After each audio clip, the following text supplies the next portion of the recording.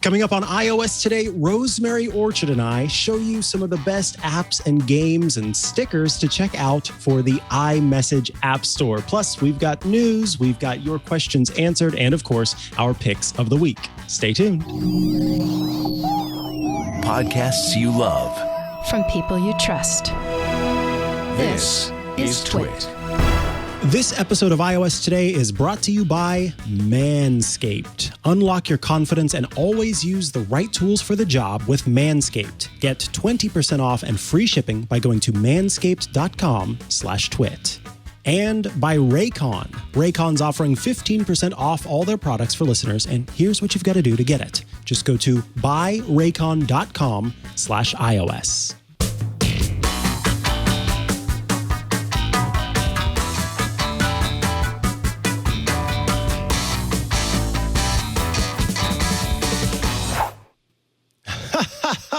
Hello. Welcome to yet another episode of iOS Today. This is the show where we cover all things iOS, tvOS, watchOS, iPadOS, HomePodOS. Wow, the OSs just keep adding up, and every time Rosemary Orchard and I are there to talk about it. I am Micah Sargent, and I did mention your name, but tell everybody who you are. I'm Rosemary Orchard. Yes, you are. The incredible Rosemary Orchard. We have an excellent show planned for you today. We have talked about iMessage apps and games in the past, sticker packs and all those kinds of things, but there are always new ones coming out. And I don't know about you, Rosemary, but I feel like this is one of those sections of, or sort of gatherings within Apple's ecosystem that doesn't get a whole lot of attention. And I'm curious, do you think that's because developers aren't interested in creating iMessage apps? Do you think it's because people don't use iMessage apps? Do you think it's just because all of the ideas that have come are there? What's your take on why maybe when you think about the App Store, you don't really think about the iMessage App Store? Well, I think part of it is because there's two sides of the iMessage App Store. There's iMessage sticker packs, which are, from the developer perspective, don't actually require any real code work to create. You need artwork. So you need to be an artist to do that. And so those, get put together and, shipped off. And so that's one kind of iMessage app. And then there's other iMessage apps, which are mini apps inside of the area, inside of your actual messages area. So there's, when you tap on this little App Store icon, it replaces your autocomplete and text replacement suggestions with this bar, and then you can scroll through and see. And I mean, if I look at this, there's a lot of apps here, but for a lot of these apps, if I tap on them, like MindNode, this isn't my mapping here. This is stickers from the MindNode application. And I think part of the question for app developers is always, how much functionality can I really cram into what is essentially the keyboard space on an iPhone? Because let's be honest, most people probably message on their iPhones a lot of the time. And similarly, what are people actually genuinely going to use? So a lot of it ends up being stickers, which I'm a big fan of. I love stickers. Stickers are amazing. But there's less interactive options. But that said, there's still some great options out there. And I think it's one of those things where developers have found limitations and things were a bit trickier for a while. And I know Drafts actually has an iOS or an iMessage application. They have an iOS application. It started on iOS. And you can, send off your recent drafts and so on, which is really nice. But it's one of those things where I think it's perhaps a little bit more work than developers had originally expected. And when people can just go into whatever app it is and tap share and send it to iMessage. Why would you bother? But I mean, YouTube's right here. So I could share some of the recently watched videos from my YouTube playback. So as you can tell, I've been watching things about Beat Saber for my Oculus Quest. Yes, that's nice. I've actually, you mentioned kind of a low code situation. That is very true. In fact, I created an iMessage sticker pack back whenever I worked for Mobile Nations. iMore's own site released a sticker pack that had some different stickers in it that we got from an artist, and they tasked me with creating, actually, uploading and submitting the sticker pack to the App Store. And so you've got to have a little bit of knowledge in order to know how to use Xcode and make sure that you're using the right file formats and things like that. But once you had that all figured out, it was very easy to go in and submit the sticker packs that you were, after. So it's quite nice that anybody can take advantage of this, that anybody can, if they want to, go in and create stickers. And I think that's a lot of fun. But it's not just stickers, as we've talked about. There are games and things like that. You mentioned, YouTube being one. A lot of times people end up using them, I think, kind of by accident. They come across one and they tap on it and find out, oh, this is something that is actually quite helpful for me. And I like what you mentioned there about the YouTube one, where it's content that you have that you want to share. You can see some of the ones that I have here, but kind of talking about how this is set up. On the left, you have the iMessage App Store, the iMessage apps App Store, and your Apple Pay button and activity button and your photos button. But as you scroll to you swipe to the left to scroll over to the right, you'll see a bar. And this bar separates kind of your most active stickers, or the ones that you've kind of chosen to be always on display. And then as you go over to the right, you'll see ones that are less important that you can actually turn on or turn off. And at the very end, you'll see a more button. If you tap that more button, then you can pop up and make adjustments. And also, look at how many sticker packs there are. I think that's kind of or I shouldn't say sticker packs, how many iMessage apps there are. That is one of the things that I think is pretty incredible, is that you can end up using a bunch of different apps if you want to. And so I can go in here and see, oh, Twitch actually has stickers. What are the Twitch stickers that are available? Well, I'm a subscriber to the Dragon Friends Twitch, and so there are some stickers that I can actually make use of here. But like you had shared before with YouTube, I'm trying to think of one that would work for this. Probably, CoStar might be an example of that.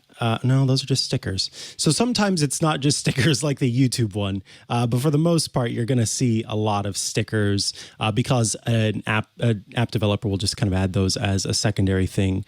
But occasionally you'll come across one that's actually more than that. I think HealthView has some of that info. No, also stickers. So mostly stickers, but occasionally you'll run into an app there. So like House Party is another one where they have integration somewhat. So I could plan my next house party. And when I tap the up arrow, then I can go ahead and change the time and say, oh, yeah, like let's house party right now. Or, I can say, I think theoretically I can change the time. There we go. So I could say, let's do this let's say 7 p.m. my time tomorrow, because that's Saturday for you. And that shouldn't be too early, I don't think. So I can send that off. And then, it will even offer to add it to my calendar. So there we go. Let's put that in there. So Mikah, you and I are house partying tomorrow at 7 p.m. my time. So that's in like 20 minutes. Minus 40 minutes plus 24 hours your time. So you'll figure it out. Yeah, exactly. I'll do the math. I will figure it out in the end. Yes. And I think that's kind of neat that, that option is available for folks to take advantage of. And just so that we can kind of show the organization removal and everything like that, if you tap edit in the top left, you can start to add or remove these different versions. And so the idea is that you have your most used ones kind of up at the top, and then the ones that are less important you stash down here. And then if there are any that you just don't want to see, you don't want to have on, then you can turn those off to just kind of hide them completely. But so that would be useful for apps that have utility. So say, for example, something like Fantastical. It's a calendar application you and I both love. But if it turns out we don't love the Fantastical stickers, I personally love little Fantastical. He's really cute. Let me just see if I can find it over here. There we go, Fantastical.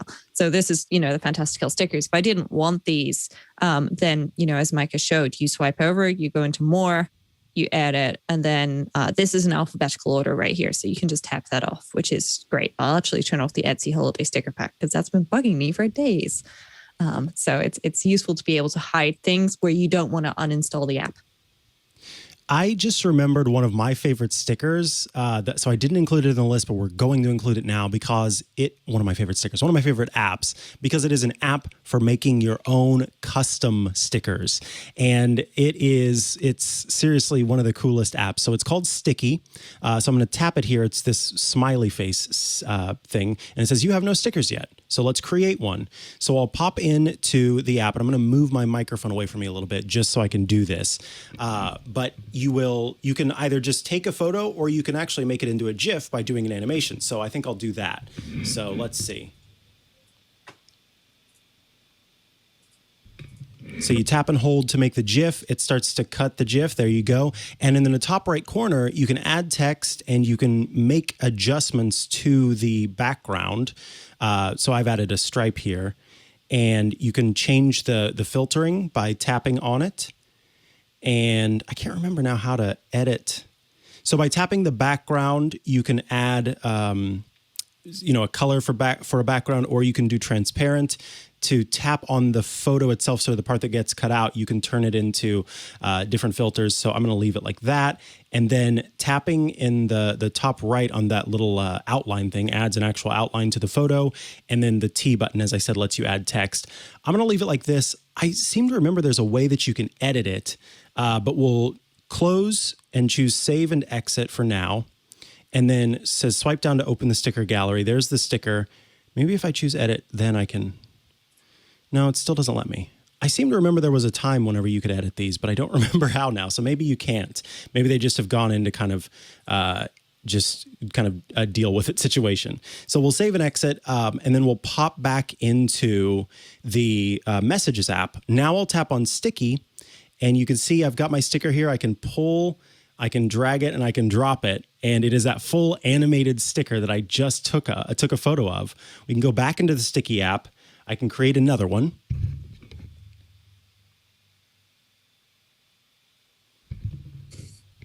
And in that one, we just did a thumbs up. So we'll add a black background on this one. I'll zoom out a little bit, choose close. I like how part of your shirt is disappearing there. It really adds the effect.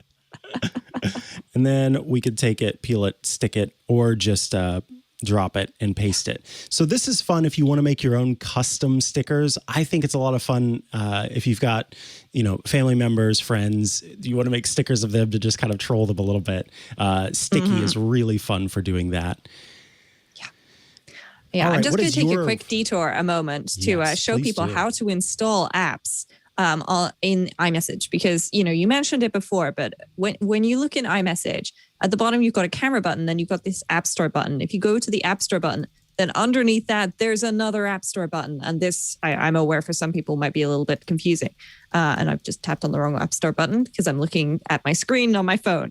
Now, if you tap onto that, then you can look in the iMessage App Store. Now, you should be aware the iMessage App Store has apps which aren't in the regular App Store because they're iMessage stickers and things like that.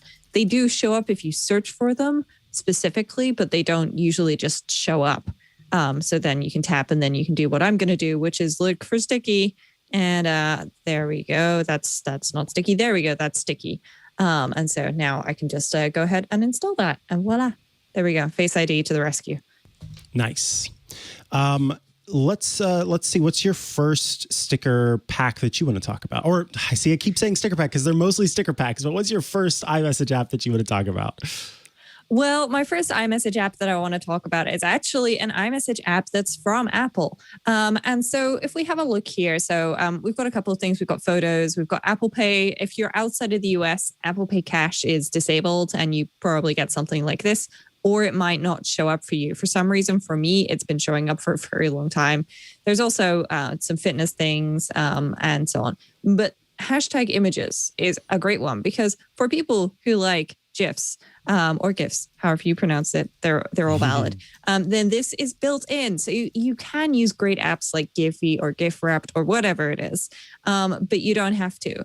And you can use any of these. And there's a bunch of pre-selected ones, which I presume are curated by Apple. And I think this one is perfect for Mikah. So I've spotted one. I'm just going to slide this back down. So when you there's a little grabber here and you can make this go up, but then you can't drag things out of this area. So I'm just going to scroll back down and see if I can find that one again. There it is. And, okay. So because this is a GIF, then I just have to tap it, send it, and voila. I have now officially sent a message to Mikah that says, hey, you're awesome. Because it's true. And so this is great. I can search and I can specifically look for things like a cat. There we go.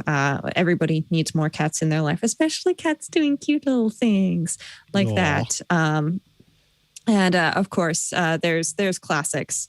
And you'll notice that in the top left now, I have the ones that I previously used. And so it's curating things, based on stuff that I've recently been up to. And there we go. Pikachu and Eevee. Which one's your favorite, Mikah? Pikachu or Eevee? Between Pikachu and Eevee? Oh, that's hard. I think... Oh boy. I'm going to go with Eevee. That was a tough one. My favorite Pokemon is Jigglypuff. Oh, the Jigglypuff's great, but I love Eevee. Eevee's just so cute. I don't know why. I think that's why I have to go with Eevee, because I don't know, there's something kind of basic about Pikachu. So Eevee is really the one that I go with. But yes, I've got a little Jigglypuff here with me. My little friend. I love how... I'm afraid I only have mine on the on my Nintendo Switch, but they're no physical. Yeah, I've got no physical Pokemon. I'm afraid. Honestly, it's probably for the best. They're a little cantankerous. Let's see. So we talked about images. One of the other ones, we wanted to show a little bit of these kind of throughout as we're talking about the different apps. GamePigeon is one of the most popular iMessage apps you can download because it's chock full of games. There are loads of different games that you can play. And so we'll show here. I'll scroll over until I find GamePigeon. And you can see the icon is a pigeon with a controller over its face.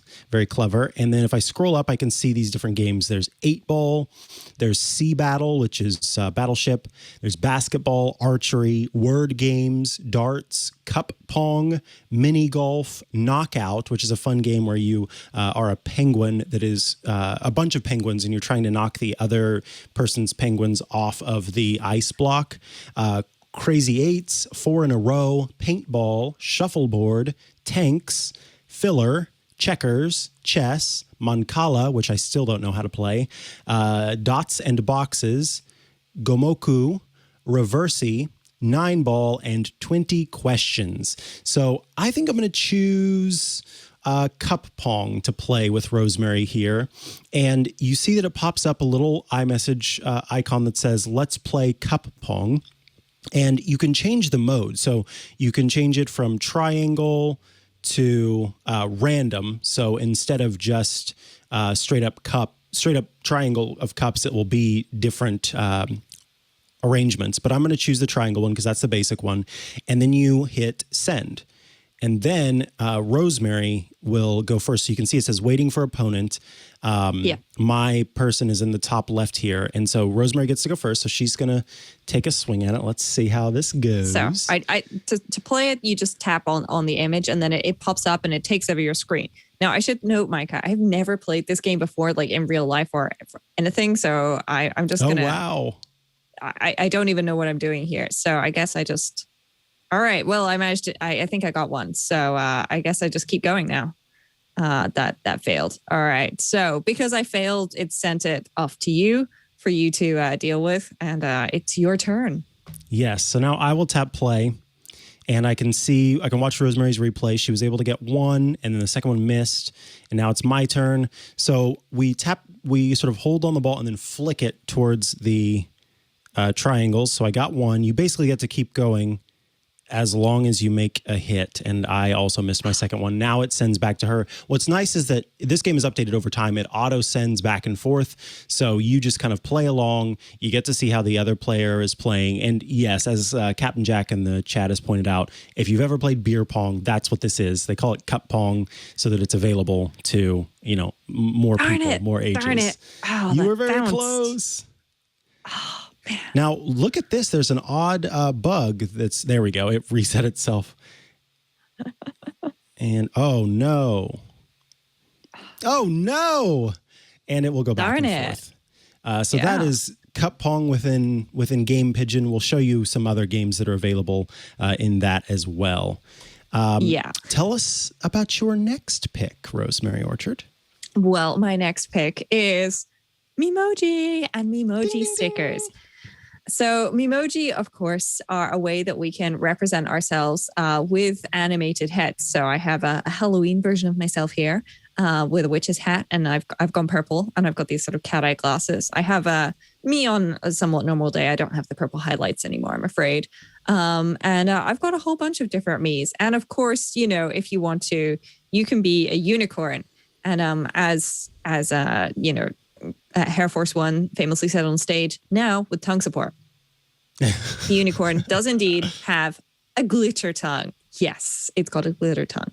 And so what I like about this is you can use this to send voice messages to people. So for people not familiar with voice messages, if you tap and hold on this icon here, then you can send a voice message, and then you can just swipe up and send that. So Micah's now got a somewhat nonsense voice message from it, but that's okay.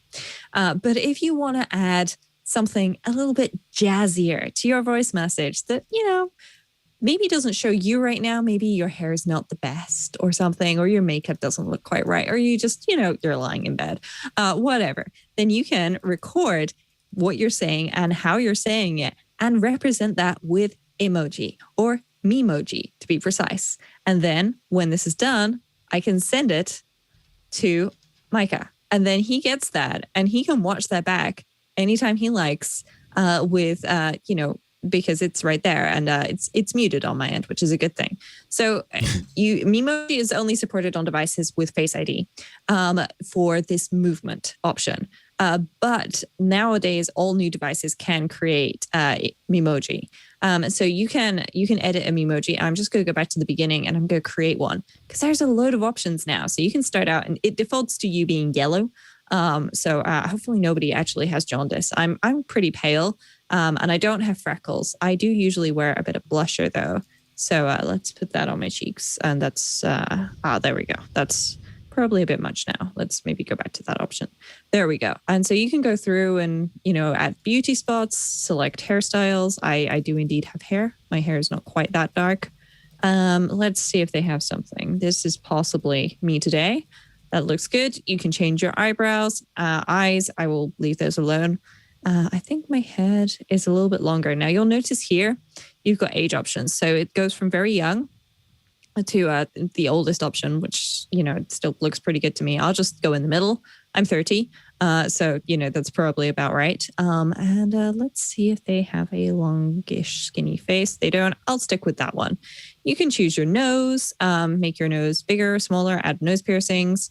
You can change your mouth. I'm going to go with some nice purple lipstick. There we go. Nice. Ears. Well, I can't see my ears at the moment with this hairstyle, but if I add some earrings, then voila, there we go. You can see my earrings now. Facial hair. If I wanted sideburns, I could have sideburns. I'm not quite sure that suits me, so I'll turn those off. Similarly, I could add a goatee. Wow. I think I'll skip that. There's eyewear, so you can have glasses. You can change the color of your glasses too, and set like a lens color as well. So if you usually have, glasses with like a blue tint to them or something, a lot of people have actually got yellow tints to their glasses to help avoid that blue light effect. Let's see. I actually want to see if I can change to something a little bit. There we go. That looks a little bit more like the glasses I'm wearing today. Actually, those are probably the closest, but for effect, let's do that. You can add hats, and you can change the color of your hat. So I could put on a funky turban. Let's see, do they have my app cap here? They do not have my app cap here, Mike. That is such a shame. I'm not seeing it. Let's go with the gesture option. That's fine. Always a good choice. And then down at the bottom, there are masks. So you can add a mask as well, which is nice. And then when you've done that, your Memoji is available. And it's available as this, Memoji talking head, but you can also use it as a sticker. And so if I go right over to the end, then I can send this off to Mikah and laugh at him for doing such a bad round in GamePigeon. Yes. While we're on the topic of sort of avatars to represent yourself, another fun one is Bitmoji. So Bitmoji has a sticker pack and a keyboard. And so we'll show kind of both of those. If I tap on Bitmoji and you create your Bitmoji in the Bitmoji app, which is a separate app that lets you, adjust the look and feel of your Bitmoji character. And then there are loads of different options in here. So I can, let's say I want to say good game, for example, to Rosemary. So we'll look that up and there we go. Game time. Perfect. So I can tap that and send it, or I can peel and stick and choose game time. Now I'm going to cheat a little bit because I also want to show something about Bitmoji. So it's great as an iMessage app, but a lot of folks don't know because they get used to using the iMessage app that they can also use the Bitmoji Keyboard. And when you do that, there are some more features that you can take advantage of. So if I tap and hold down on the iMessage app, you can see the different keyboards that I have here, including one called Text Expander, one called Cheat Sheet, one called Bitmoji, and one called Emoji. I'll choose Bitmoji. And in the top left, you see this little pencil icon. If I tap on that, I can enter custom text of any kind. So I can say, for example, boo Rosemary because she's beating me in the game. And then I hit the little pencil icon. It uploads it to Bitmoji's servers and then will actually create that for me. So I can then choose boo Rosemary and send her one with a rotten tomato with me inside of it, clapping back at her for that. So if your app has a keyboard, consider checking that out as well, along with the iMessage app, because while iMessage apps are great, they are very, very, very limited in terms of what you can do within them, how much memory they can use, and kind of the interactivity that's there. So sometimes you may get even more functionality out of the keyboard version of the iMessage app that you're taking advantage of. So there's just a little pro tip there. And while Rosemary talks about her next one, I am going to play my round of Cup Pong. Well, I spoiler, Micah, I did indeed manage to get another ball into the cups. So the next one I am going to talk about here is actually another sticker app. And this sticker app, and iMessage has just crashed on me. So let me just fix that. And now I have to open iMessages again. Oh, man. This is difficult. Okay, so here we go. Sorry, so I've been having a couple of issues with the latest 14.6 developer beta, ding, ding, which, yes, this is why it's a beta. So there's quite a few sticker apps, but there's one in particular that I like because it's not a sticker app with just one selection of stickers. The app is called Lemonade, and it's got a whole selection of stickers. And so the idea is, it is in-app purchases, so you buy lemons and then you spend your lemons on stickers. So you make lemonade out of lemons. But they've got a whole bunch of different stickers. So there's pandemonium, so you can send. So, for example, I know Mike is very good at eating his vegetables, so I'll send him the panda with the bamboo. Or happy hour. If you want to celebrate with some friends, there's a bottle of champagne right here, and you can these work the same way as other stickers, so you can actually drag them out and drop them to other places. So there's a lot of different options here, and I just like them. And just like everything else, you drag it and you drop it. And there's also some settings, so you can specify your skin tone. if you would like to do that, or you can stick with the default yellow. You can change your sticker size, and you can also share Lemonade itself, which is not something I actually do on a regular basis, but it is there. And oops, I've managed to type by swiping because I'm having one of those days. But I just like the variety of stickers here. So as I go through, there's Catch a Day, there's Working Girl, there's Christmas Time, there's pumpkin smileys, there's scare tunes, all sorts of things. And if I go back into the app itself, into Lemonade, you'll see available sticker packs, and you can see which ones I've either bought or I've been given. And so there's some political ones, which, I just never bothered with. I've not purchased this elephant pack yet, or Theodore the bear, but I could do. I will note that at one point there was a bug where if you got a new iPhone, it didn't transfer your remaining lemons across, which was annoying. But I contacted the app developer and they got in touch with me really quickly and said, hey, super sorry about that. I will rectify that. And they sent me a code and gave me a whole bunch more lemons, which was lovely of them. The app developer there is really good at sorting things out. And of course, there's a narwhal. Who doesn't love narwhals? So there we go. I'm going to send Micah a really cute narwhal. It's pretty. It's purple. And they've got porpoises and squids and starfish. I love all of the different options. And I just find the artwork is quite cute. Some of the artwork you can also find in other apps because they have purchased the art from artists and, with obviously the right to use it in the sticker pack. And so sometimes those artists have then created their own sticker pack. And so every so often I found things, in another sticker pack. But Lemonade's got a wide variety of options, and the individual sticker packs themselves are quite cheap inside of the app. So, you buy lemons and you spend a couple of dollars on lemons, but that will get you multiple sticker packs for that. So I like it. Very cool. Let's see. The next one for me is probably going to be the Jiffy app. I find it better than the built-in GIF app for iOS because it's the folks that do GIFs. They know what they're doing for sure. So we will go into that. You'll see there's a home button. There is a circle that's sort of peeled. There's a smiley face and there's a heart. All these things take you to different parts of the app. So there's trending, which these are the GIFs that people are sharing the most within the app. Then there's the reactions, which is like a quick way to say, so maybe Rosemary's beating me in mini golf right now, so I could send that back. And then she would see that. There are memes, which for anybody who, wants to check out some of the most popular memes, you can do that there.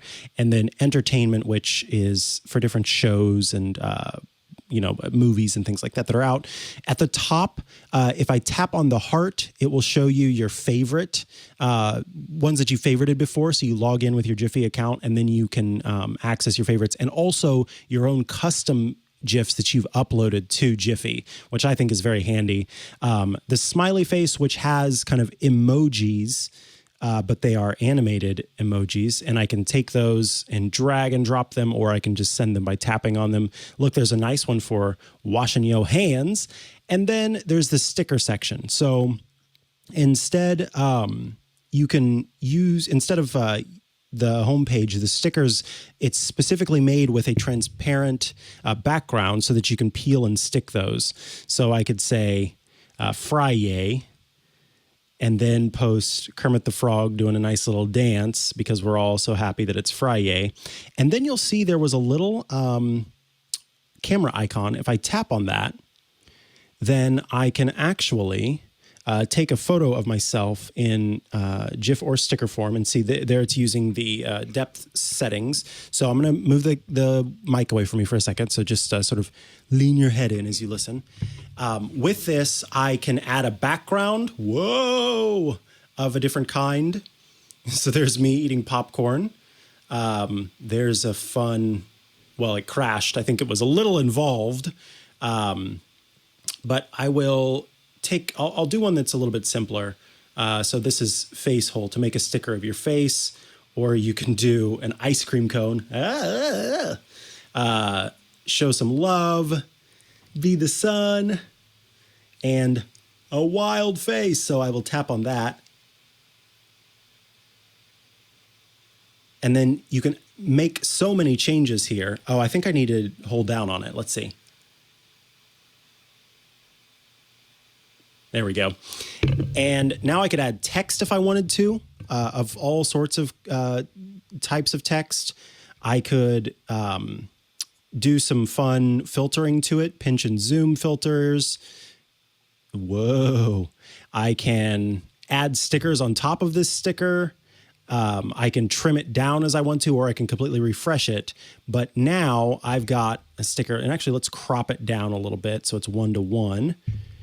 And we'll choose check mark. And then now we've got our own custom GIF here that we created within the iMessage app that we can then send as we want to, and can go back to if we want to at the end. So lots of fun stuff. What I like too is that there are effects built into this. And so with it, I can say that somebody sent me a photo of themselves. And so in this case, we'll choose the kitty. No. We'll choose Pikachu. I could add, some effects to Pikachu being all happy here. And maybe, sadly, it's raining on, or maybe that's glitter. That looks like confetti or something. So yeah, there's some confetti for Eevee. And lastly, we'll do some clouds up in the air. So in the background there. So you can start to see all of the different effects you can add. And this is all packed within the Jiffy app. There's so much here to play around with. And I really like that photo taking ability where you can make your own custom GIFs right then and there. So if you wanted to react kind of in the moment, you would be able to do so with Jiffy. And that's completely free. So yeah, you should definitely check out that one. All right, Rosemary, what have you got for us? Well, people in the chat room were just asking, and this is the Discord chat room with Club Twit, we're just asking if there's an alternative to GIPHY, and there is indeed. So I've mentioned it on the show a couple of months ago. It was one of my app caps. I will mention it again, and that is GIFwrapped. And GIFwrapped wraps your gifts in a nice little bow, so you have them all available. So these are some of my favorites, and I will confess some of these are just images. They're not necessarily pictures, and I don't send gifts all that much, but there are some things which are just permanently relevant, like the name of the person I just met will just not go into my brain. And GIFwrapped does not have as many features as GIPHY, but it's free to download. It's a $4.99 per year in-app subscription if you want to remove ads and watermarks from creating your own GIFs. But what I really like about it is it's easy to use, it's simple, and it's got my favorites saved right there, which is, of course, great. And so I can go ahead, and this time I'm going to look for EUV, and I'm hopefully going to spell this right without autocorrect helping me.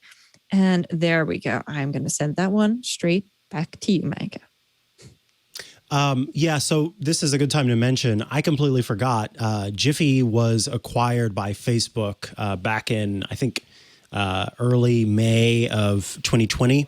So if you have concerns about interacting with Facebook products, or in the case of, the photo thing, uploading any photos to Facebook servers, then be mindful of that. So in that case, the one we showed earlier, Sticky, and the one that Rosemary just showed, GIFwrapped, are both great alternatives to make sure that you're not interacting with Facebook if that's a thing that you are not interested in. Let's go back to the GamePigeon to show another game, which is Mini Golf, which I am currently playing with Rosemary here. And so with Mini Golf, I can tap on the bottom right-hand corner to see the whole stage. And of course, the goal is to get the ball into the hole in the shortest amount of strokes, all the while kind of dodging around these different... I have a confession for you, Micah. I did not realize that button existed. So when we were playing this the other day, I was playing it blind. Oh, wow. Just let's see where it goes. I was there going, do I go left or right? I'll just take a guess. It's fine. I hadn't played mini golf in so long. And so I was trying to tap that button to zoom out. But instead of tapping that button, I accidentally held and released. And so I lost one whole putt or stroke, whatever you want to call it, because I tapped the button. So that was not fun. But once you know how to play, then it's a lot easier. So one of the things that makes this a little bit simpler is that it does have a little set of dots that kind of come out to let you know where you're starting to move the ball. And the more you pull back from the screen, the harder you are swinging it, and it will show you kind of where you're going. So I am going to try and get the ball through those two obstacles like so. And now I'm right at the base of the hill. So now I can easily get up that hill. You want to avoid this little yellow or golden or orange, whichever color you think it is, an obstacle that will bounce the ball away from it pretty hard. And so if you hit it in the wrong way, it will end up bouncing your ball kind of back to the start of the stage. I was playing this with my mom the other day, and she said, I thought I was supposed to be getting it to that yellow thing because it's a big circle. And so I'm mad and I want to do over because she basically hit like so many putts, had so many strokes because she thought that she was supposed to be hitting it to that yellow thing. So now I've sent mine. It took me 3 strokes to finish this hole. And what is that? Is that a birdie? I think that's a birdie if it's 3. And an eagle is 2. I thought a birdie was 1 under. What's an eagle then? I don't know. I don't play golf. The chat we have lots is of golf courses in this country, but I don't Doug says play it golf. depends on the par. Right. If it's a par 3 or something like that, then it's okay. one. Well, we need to that's figure a out good what point. par is right now. So let's. I don't think they aim. have a par for this one for some reason, because at the end of the game, it's whoever has the least hits, whoever has the least strokes, whoever has the least. Hey, I think we're Yay. equivalent. Did you there, get it Micah. in 2? No. I think I got it in 3. Oh, okay. 3. I was going to say, whew. And then we're also playing 4 in a row right now. So I will drop my disc on the board and send that over to Rosemary. So as you can see, this one's a lot of fun. There are so many different games you can play with GamePigeon. There is in-app purchase, but it's for the most part, it's for decking out your character. It's not actually for in-game stuff, but occasionally there are some games where you can buy extra things to play with 8-ball specifically. I think that covers it, unless you've got anything else that you want to talk about for the iMessage apps and games and stickers. I mean, my recommendation to everybody would just be to scroll through this bar of apps here and then go to the more at the end and just have a look at the options there. So for example, music. Did you know that you can send music to people? My iMessage just crashed. Thank you. iMusic or iMessage. There we go. So now I can send Micah, one of the songs I was recently listening to. So Tyroot by Michelle Williams. That's a great way to share songs with your friends. And if you share something from the music app, it'll appear like this. But if you're in messages and you're there going, oh yeah, I want to share I want to share that with somebody, and you're in messages, then you can just do that right there. There's also digital touch. This originally came from the Apple Watch. So that's where that came from. And then I'm sending Micah a very scrolly hi, and I'm just going to try and underline that with some pink and send that over. And if you have an Apple Watch, then this will show up on there, which is, quite nice. And you can choose to keep things. There used to be an option to send your heartbeat from the Apple Watch, actually, but that's not there anymore. Now, you may find every so often that some apps just don't work for whatever reason, and they just kind of hang like this. And then, sometimes they do eventually appear. If that happens, try rebooting your iPhone. It seems to be a bug in iMessage at the moment where every so often an app will hang, which is a bit of a shame. But there's all sorts of useful apps as well. So, for example, if you're planning a trip, as you can tell, I currently have no trips planned, and you use the TripIt app, then you can share your plans with people as well. And if they have TripIt as well, then they can even do things like live track your flight. Mapstra is an app that I mentioned on the show a while ago. You could send, one of your bookmarks to somebody. So if I wanted to send Micah this great place in San Francisco that he's definitely never, ever been to, then I can do that.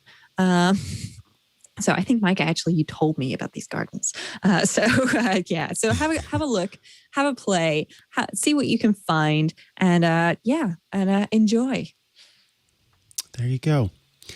Folks, we're hopeful that you find some apps that you like to take advantage of, that you like to use. And the iMessage App Store is actually quite populated with lots of cool content you can check out. But we need to take a quick break for some breaking news from Manscaped, who are bringing you this episode of iOS Today. In fact, this is an announcement that Manscaped has for you.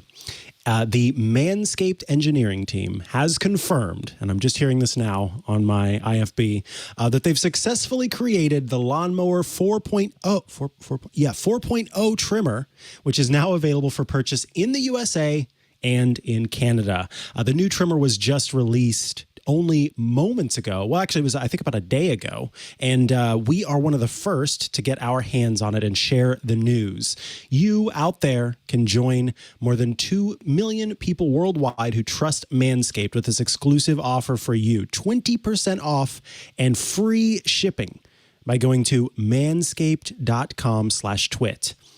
Now, those of us at Twit got to be some of the first people to try the new 4.0 clippers. The 3.0 was already incredible, and so it was kind of like, okay, what are they doing here in the 4.0? And they've improved upon the performance in many ways. But the main thing about Manscaped is they use a advanced ceramic blade and skin-safe technology to make sure that everything is cutting as it should and not cutting as it should. The things you want trimmed get trimmed, and the things you don't want trimmed don't get trimmed. It's a good and important feature that you need in your trimmer for body hair. And so, obviously you could take some other types of trimmers and clippers and scissors and razors and things like that and use those. But if you've done that, you may have run into a few issues where what you're hoping to happen doesn't actually happen. With this, it is purpose designed. It is actually designed and engineered to be the perfect tool for trimming your tools. This is the 4.0 version, so you know that Manscaped has been working on refining the design over time, and things just keep getting better. What makes this trimmer different from the other ones? Well, a new multifunction on-off switch can engage a travel lock, so that way it's not vibrating away inside of your case whenever you are on the go. Soon, we'll all be on the go. The Lawnmower 4.0 gives you the ability to turn the 4000K LED spotlight on and off when you need it for a more precise shave. In fact, that LED is one of the best parts of it for sure. The new trimmer even allows you to customize your trim all over with additional guard lengths from size 1 to size 4. So more guard lengths to work with, which is really nice. And looks-wise, it's sleek. It's got a two-toned matte and gloss finish, and it even has a hot foil stamped black chrome Manscaped logo. So it looks very fancy. It looks very well designed. The optimized Lawnmower 4.0 trimmer is waterproof, so you can groom in the shower and not have to worry about making a mess on the bathroom floor, which is always handy. And by the way, did we mention wireless charging? Because the new wireless charging system uses electromagnetic induction, which can help the battery length last longer. Very cool that it's got wireless charging built in. It's much improved on past designs in that way as well. So if you're still trimming your face with the same trimmer you use for elsewhere, well, it's time to make some changes. And I guarantee you that your whole body will thank you, particularly your face, which should not be being trimmed with the same stuff that you're using to trim your other stuff. Let's be real. You can get 20% off and free shipping by going to manscaped.com/twit. That's 20% off and free shipping by going to manscaped.com/twit. Unlock your confidence and always use the right tools for the job, purpose designed for the job. With Manscaped. Thanks so much to Manscaped for sponsoring this week's episode of iOS Today and for helping us keep clean, cool, and confident.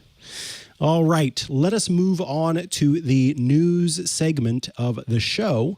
Up first, Logitech is in the game once again for its new keyboard case with a trackpad to take on, I think, the new slate of iPad Pros with their Magic Keyboard, particularly given that the 12.9-inch iPad keyboard, smart keyboard of before does not technically fit the new 12.9-inch iPad Pro. So for some folks, that was very annoying. I was lucky, I guess, in that I have had 11-inch iPad Pros for the longest, so I never invested in a 12.9-inch iPad Pro smart keyboard. So when I got this one, it was, all new to me, and so I didn't feel as sort of wronged. But I still struggle with that knowledge that Apple is.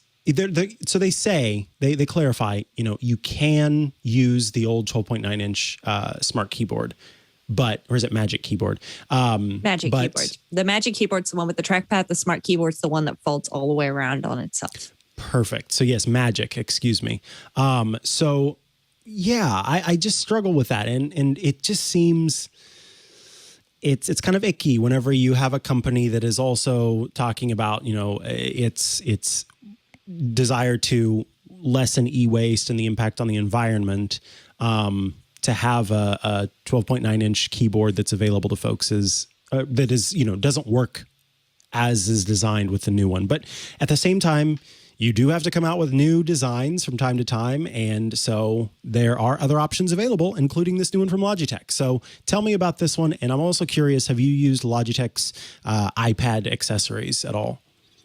Well, I have used some of Logitech's products. I'm a fan of their keyboards and their mice. I have the Logitech MX Master 3 Pro mouse here. I briefly tried the MX Keys keyboard, which I liked, but the number pad was problematic for me. It was just a bit too wide. And I'm currently temporarily using an Apple fully extended keyboard, and I like it, but it's not ideal. What I particularly like about this product, which is one of the reasons why I'm considering ordering it, is the fact that you can detach the keyboard, and therefore you can still use the iPad in the case without the keyboard in the way. Because the problem with the Magic Keyboard is the actual the iPad will tilt backwards, but you can't, like, if you want to write, then if you leave the case on the iPad, then, which you kind of need to do because of the camera bump, then you've got this keyboard kind of slanting over your hand as you try and write, and it just doesn't feel great. So you have to take the iPad out of the keyboard. And then it's easy to do, I'll give you that. But it's a bit tricky. Whereas this one, it's got advantages and disadvantages. I'm personally not at all sure about the kickstand style of keyboard, of stands in general. It just, for me, has been somewhat problematic over the years. And I've seen colleagues with Microsoft Surface, devices struggling sometimes with the kickstand when trying to use them on their lap. And that is something I think you need to be aware of when you're purchasing one of these accessories for your iPad. Where are you most likely going to use it? Because if you mostly want to use something on your lap, then a kickstand product is maybe going to be a bit trickier. Whereas if you're mostly going to be using it on tables and desks, and on, say, a lap tray, then a kickstand product is great for that. So I'm debating one of these versus the Magic Keyboard. I've not ordered my Magic Keyboard yet, because otherwise I would already have a Magic Keyboard and I would still not have an iPad. And speaking of which, Micah, I don't know about you, but my my iPad Pro, my 12.9-inch, originally said it was shipping the 21st to the 28th, and now Apple tells me it's coming on the 28th.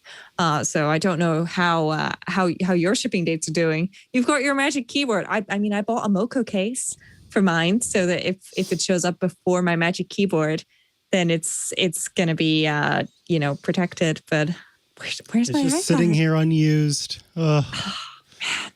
Yeah, Sigh. I'm glad I didn't order mine just yet. I was just worried. It's not likely that they would be sold out, but I was worried that they would be sold out. I haven't checked on the iPad to see if there's officially a date yet, or if mine still reads 22nd through the 28th. So I'll have to give that a look. But I'm glad there are other options out there that cost less.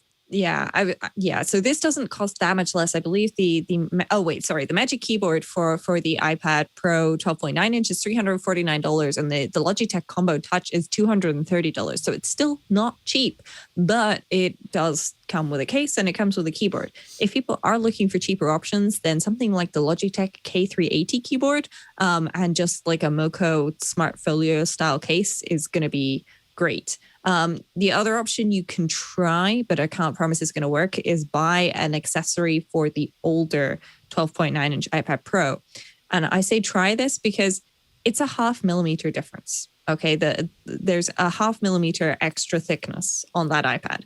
So it's entirely possible, and I've seen plenty of reports from people saying they've got a thick screen protector installed on their iPad Pro and their Magic Keyboard still works just fine. So it depends on the tolerance of the product. So, some things will just be slightly looser. And some things will be a little bit tighter. So you're just going to have to give it a try and see. Get it from somewhere with a good return policy, and beware Apple's return policy at the moment. Over Christmas, it extends, but at the moment it's 2 weeks. So if you buy something from Apple and it arrives before your device arrives, then you may struggle to return it if it does not fit. That's actually a really good tip. Yeah, mine, by the way, is still showing 21 through 28, but I'll be keeping an eye on that to see if that updates. My Apple TV remote is 21 through 27, still showing that range, so we'll see. A Washington Post report has taken a closer look at these little dealies. This that I'm holding here for those who are listening and not watching is an AirTag. I've got it in Apple's. This is probably my least favorite case that I have, or carrier accessory that I have for AirTags. I've got some Belkin ones that are actually quite nice. The reason why this one's empty is because I've got two that are being used, but they are actually being used. One is on my keychain. That one's the Apple one that is leather and just has a keychain on it. And then I have two of these Belkin with the nylon string on it, and they're actually quite nice because it's a very secure method. The ring sort of comes undone, and then the thing goes inside and you lock it back up, and then you put the string over the top so then it can't even come undone at that point. So it's very secure inside of there. And then you can just take this and strap it on something. This one is just, I don't know. I don't think that I like this latch style. I don't think it's very good. So there's a trick with that one, Micah, because I have one of those around here somewhere. Here it is. And so I did this as well. So mine is a knockoff from Amazon. So it's slightly different to the Apple one. It's quite a stretchy silicone. But to start with, I thought, oh yeah, you push your AirTag part through this. And that is one way to do it. But if you want something that maybe feels a little bit more secure, the other option is to open the popper, put this loop down, and then do that. And that's my God. I think that is the way you're supposed to do this. That because changes then, everything. That all lines up. Everything seems to fit perfectly. This is actually, I've got it. I have an AirTag here. I haven't set it up yet. I'm doing a little video on that actually.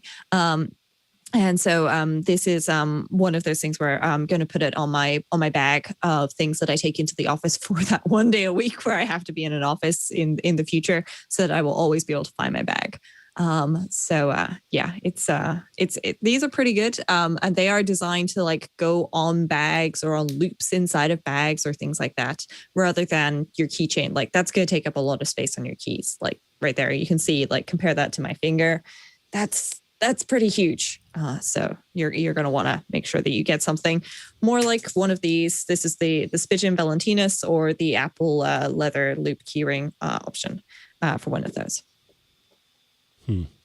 Yeah. That is much better. I still think this is my least favorite of all the options for sure. I do. I'm waiting for someone to make a wallet that has like a perfect cutout to slide. Wait, what is that face you're making? So did you see somebody deconstructed an AirTag and put it inside of something that was credit card shaped? No. So somebody took apart an AirTag and they 3D printed. I think I found this because I was looking at 3D prints rather than anything else. So I'm not going to go hunting for the link right now because it's going to take me a long time. But somebody took apart one of these lovely little AirTags from Apple and they destroyed the casing. There it is. Thank you, Anthony, who's doing all the hard work in the background. It was on 9 to 5 Mac. Somebody's deconstructed it to make it into something thinner that you could fit into your wallet. That's really cool. Yeah. So I would caution people: do not try this at home unless you're willing to lose your AirTag, because if you do it wrong, like if you pull one of these wires off of something that you shouldn't, if you don't know how to solder, you are completely stuffed. If you do know how to solder, you may still be stuffed. The good news is if you mess up something with the batteries are easily replaceable. You can get CR2032s anywhere. Get a decent brand of CR2032s as well, people, if you're planning on stocking up. Like get Duracell or something, not the cheap IKEA ones. They do have a difference in how long they last. It's thin, but it's not super thin. It's not super thin, but if you think about it, even the tile in the card shape was like the thickness of, I think, 3 credit cards or so. So that is your entire Apple wallet, your MagSafe wallet, if you wanted to use the MagSafe wallet. Okay, let us see. What's next? Oh yeah, well, so we brought all of that information up to talk about AirTags and the anti-stalking concerns. So essentially, so this is an argument or a conversation that's been going on for a while, and since even before AirTags came out, and folks, the responses that I've heard have been, yes, this is something to be concerned about, but then also folks saying, why did we not say this about Tile? Tile is worse because it doesn't have some of these same stalking protections in place. Some other third-party trackers are worse because they don't have even this level of stalking protection in place. And then also, you can go on Amazon and order they market them as if they're like a low jack for your car to track your car if it ever gets lost, but people buy those all the time for stalking. Why are we not talking about those? And all of those things deserve to have attention paid to them as well. The big reason why this is getting so much attention is because of the robust network that exists, that is immediately available to people as part of Apple's Find My network. And I think that is the important thing. That's the thing that has people going, we need to make sure that people are able to be safe, are able to be secure, and that we have to know kind of what's going on. So I am of two minds on this, in the sense that I think the AirTag product is super cool, and I really am happy that there's a robust network out there for me to be able to find a lost item should I lose it. You talked about, even before Apple's own AirTags were available, how you used, I think it was Tile, to get your keys back. And so we know the positives of this, but I think that what people, when they hear these stories, they immediately assume that people kind of are attacking the product and and because of the way that human nature is, when there's a thing that we like, or a company that we like, or a product that we like, we start to identify with that thing. And our psychology, it's sort of we're predestined to, we are sort of built to, when we identify with those things, kind of see them as extensions of ourselves. And so a product gets attacked, or a company gets attacked that we like, and we feel it is an attack on us. And that's not what's going on here, because it is a criticism, but it is also, and I think more importantly, a PSA. And so even if the protections never change for these devices, if Apple keeps them how they are now, it's important that we talk about this for the sake of the people out there who have had stalkers in the past, or could have stalkers in the future, are worried about, different forms of abuse and stalking and all that kind of stuff, to be aware, to look for a little white puck in their bag, and to know what they can do should they come across that little white puck. So the immediate clapback reaction of, I don't get why, every other tag out there does this, or there are other ways to go about it, or why is everybody paying attention to this? Maybe don't think of it necessarily as a criticism that Apple is bad and that the company is wrong and they never should have released this product, but instead think of it as a way for folks who are at risk to be aware of that risk, and for Apple to be made aware of even more situations than they may have thought of in the past, so that the technology can improve, not so that it goes away or that it's a bad thing that shouldn't exist, but that it can get better and still be a tag that we use to track our items. So there's my I'll step off of the soapbox now, but I just think that's important based on the reactions that I've seen about this conversation in the past. Yeah, and I think it's in general good for people to be aware that things that they may have been given might have trackers attached to them. So, for example, if your friend lends you their house keys to water their plants while they're on holiday or something like that, they might have a tile on there. They might have an AirTag on there, and that could tell them exactly where you're going if you keep the keys with you at all times. But that is a possibility, unfortunately, with all of these things. It's kind of a shame that we don't yet have things like walk away alerts, which is a subscription service with Tile, and things like that. But I can also understand that Apple may have decided not to go there yet, because you would probably want to toggle that on a per device, per context thing. So, for example, I always wanted to have that feature while I was at work for my work ID. But when I was leaving home, unless I was going to work, I didn't want to be told that I was leaving my work ID at home. The one feature I feel really is missing right now is family sharing, because some people I've noticed are seeing reports of, hey, you have an AirTag with you that's not yours. Would you like to turn it off? And that's, a husband and wife sharing a car key, or, somebody's partner who's given them, their bag for the day and things like that. And that is a shame that that's happening. And I wish family sharing was enabled, because family sharing is available with a lot of other services. And it would allow people to just immediately be able to go, oh, yeah, so here's my partner's keys. I can ping them for them because they left them at home. And now I can get them and go drop them off at work.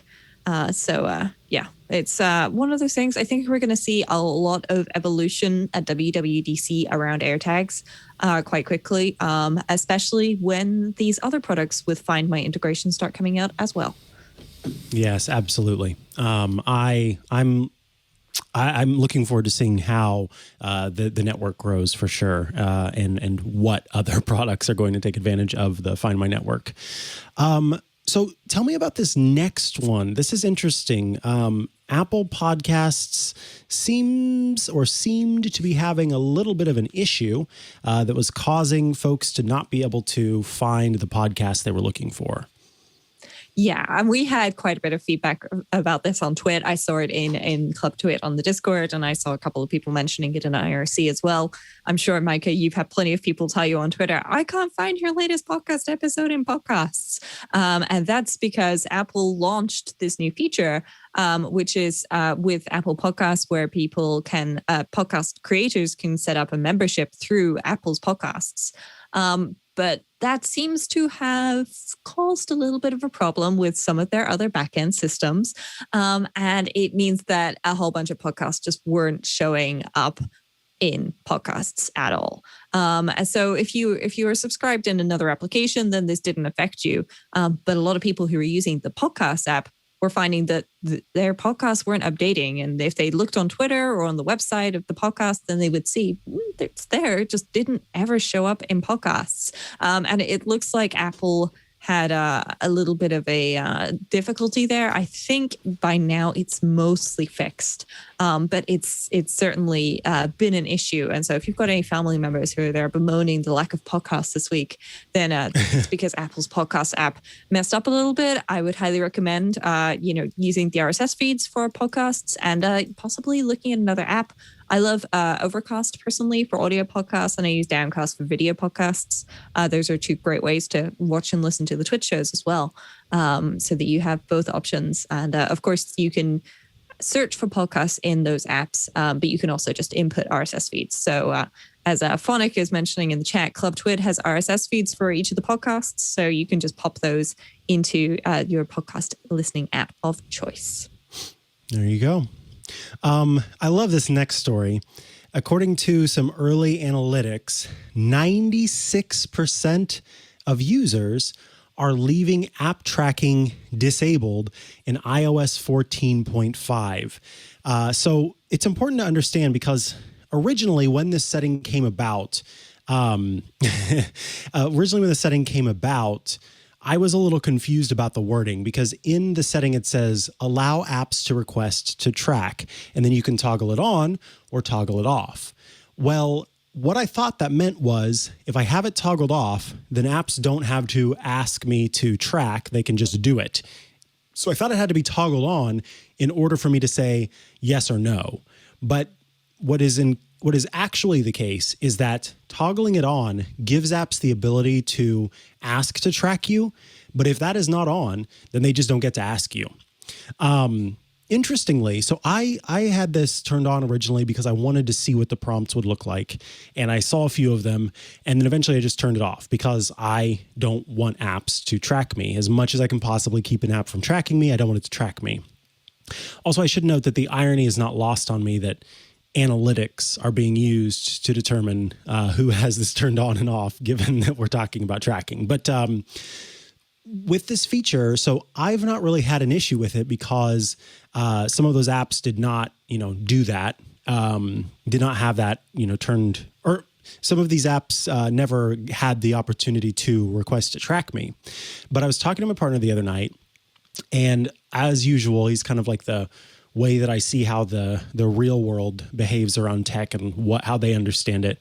And he was complaining that a bunch of apps kept saying that, we're requesting to track, and he didn't understand kind of what it meant exactly. And I said, he said that it wasn't giving him an option, it wasn't giving him a choice. And I said, no, it should be giving you a choice. He's like, I just force quit the app every time. And I'm going, I don't think that's right. And so I asked him to screenshot it for me the next time it pops up. But eventually I came to understand that what he was talking about was the guilt trip that some apps are doing. Facebook and Instagram in particular are doing a guilt trip, and some other apps apparently are as well. And so I said, you know what, just turn that button off, and then you won't have apps even being able to give you that guilt trip. You won't have to worry about it. But what's interesting is that Apple's own documentation for this feature says that developers are not allowed to coerce people into turning this on. They can only explain in clear terms what it is. But I think that some developers are kind of skating around that a little bit whenever they are prompting with this. Regardless, though, 96% of the users have it off and disabled, and to me, that's a win. Yeah. And I think it's more 4% of people have allowed apps to potentially track them or to ask them to track them. And that's pretty huge. The fact that so many people are so privacy focused. I mean, a lot of people are saying that it was off by default when they upgraded to 14.5. And so, that obviously is probably contributing hugely. But Facebook in particular is one that has been guilt tripping people, and I've seen screenshots from Instagram and screenshots from all sorts of things, and I've just got this turned off. So I've never seen these screens, and I have to say, I love it. I don't want apps tracking me. I don't want apps, guilt tripping me, because you know what? You can't have my data. Thank you very much. If you want money to survive, ask me for money. I'd much rather give you that than give you my data, because you're going to sell something to get the money if I don't give you the money. Agreed. All right. Let us see.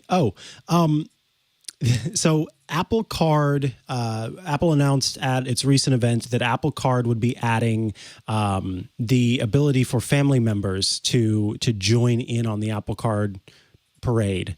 And so with that, folks may have been wondering, how do they go about doing that? Is it Apple Pay? Is it, some sort of Apple Card wallet system. How does this work? Well, soon other people who are part of the Apple Card family will be able to order their own Apple Card. And that feature is said to be coming with iOS 14.6. So if you joined an Apple Card family and you're wondering when you can get your own titanium Apple Card, that will likely be soon based on the evidence that's available to folks who've gone trolling into the software. Yeah, I'm really hoping the Apple Card comes to the UK this summer. That would be great. You know, I'd love Apple Card. I recently had to get an Amazon credit card because my other one was American Express and it's still not taken everywhere. So I needed something else. So I decided to go for the Amazon one because points. Everyone knows points mean prizes. But, you know, I would have preferred the Apple one just for the security perspective and the fact that it defaults into Apple Pay, because it turns out the Amazon credit card that I signed up for doesn't support Apple Pay. Oh my God. Come on, people. Let's get with the 21st century. Everything should be mobile pay friendly, whether that's Google Pay or Apple Pay or whatever else. Did Windows have a payment option? I don't think so. And then last but not least, Mac Rumors has an article that details how Apple Card family works, including the new functionality that lets not only two kind of adults share, but also children can use the Apple Card for purchases. Let's see. So here are some of the details. For account co-owners, each participant must be at least 18 years old and will have their credit reported equally in their own names. Each person shares full responsibility for an account balance and all payments. Credit reporting includes positive and negative payment history for both users, in addition to credit utilization. They can immediately use their shared Apple Card to receive unlimited daily cash back on their transactions. They can add or remove participants and order the titanium Apple Card for participants who are 18 or older. They can view participant activity and account co-owner activity, set transaction limits for participants, lock a participant's ability to spend and receive notifications on participant spending, request a credit limit increase, and close the shared Apple Card account at any time, but you do have to pay for any remaining balance. Of course, the participants who are at least 13 years old are not responsible for payments. They can view their own transactions and information. They can spend up to the credit limit on the account and may have an optional transaction limit set by the account owner or co-owner, and can immediately use their shared Apple Card and get unlimited daily cash on all transactions. And of course, if they're 18 years or older, they can also order that titanium card. Now, Phonic in the chat says that one of the things folks need to know is that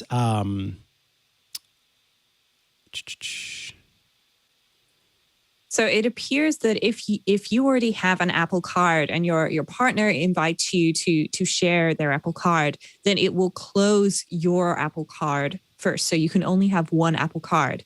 And I believe the exact quote is, if you invite somebody who already has an Apple Card account to become an account co-owner or participant and they accept the invitation, their current Apple Card account will be closed. They will still be responsible for paying down any remaining balance on their old account. So that means that basically you can't have two Apple Cards at the same time. You only get one. I wish they could somehow offer to merge this together or something. I know that's complex from a finance perspective. And I know from experience that a lot of banking institutions in various places, because of course Apple isn't running their own bank here, they're partnered with somebody else. A lot of banking stuff's written in like COBOL. It was done a very long time ago. These systems are kept up to date with duct tape, glue, and a lot of hope and popcorn. So it's a little tricky. Apparently, they originally said that the limits would be merged together, but I'm not quite sure how precisely that is going to work out. Yeah. That is interesting. But again, as you said, it's kind of hard to have both, to have your own card. Debit is a different story. A lot of times folks will have a shared bank account and then their own separate bank accounts. But as far as cards go, I think this or as far as credit goes, this makes sense from the way that credit works. So yeah, no more than one Apple Card. So I guess if you want your own card, you'll have to go somewhere else to get your own card, and then your shared card can be the Apple Card. Let's take a quick break before we come back with the feedback segment and our app caps. I want to tell you about Raycon, who are bringing you this episode of iOS Today. Whether it's for work or for play, a lot of us are going to be on the move again this summer, finally. So my advice to you, take your Raycons with you. Whether you're catching up on your favorite podcast, binging an audiobook, or listening to music, a pair of Raycon wireless earbuds in your ears can make all the difference. You get crisp, powerful beats at half the price of other premium audio brands, and Raycons look great and feel even better. They come in a range of cool colors, and with customizable gel tips included, you get a comfortable in-ear fit. Raycons are built to go wherever you go with quick and seamless Bluetooth pairing and a compact charging case. And with enough battery life for 6 hours of playtime on a single charge, with those everyday earbuds, you get 24 hours of battery life total with the charging case. The thing I love about Raycons is when you get them, it comes with a wide variety of ear tip sizes, so you can find the perfect fit as opposed to kind of going, am I a small, a medium, or a large? Well, you might be in between one of those, and Raycon has all these different sizes to choose from, so you can pop them in and make sure that they're the perfect fit for you. Plus, it's a tiny, tiny little case. It's a little bean-sized case, and so, well, a big bean, but it's a very small case in comparison to some of the others on the market, so it's very easy to bring them with you. And instead of having stems that stick out or wires or anything like that, they fit perfectly just in your ear. So they're very discreet, they're very sleek, and they are very easy to bring along with you whenever you need them. So listen up.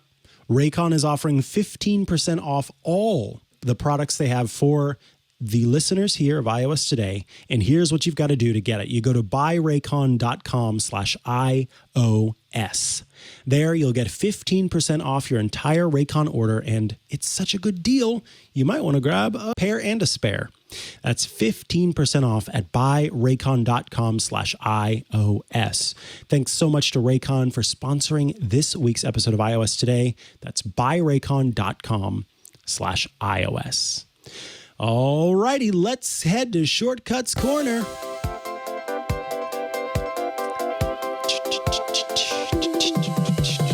I just love this music. It's time for Shortcuts Corner. All righty. What is the question for Shortcuts Corner this week? This week came from DWade in Club Twit.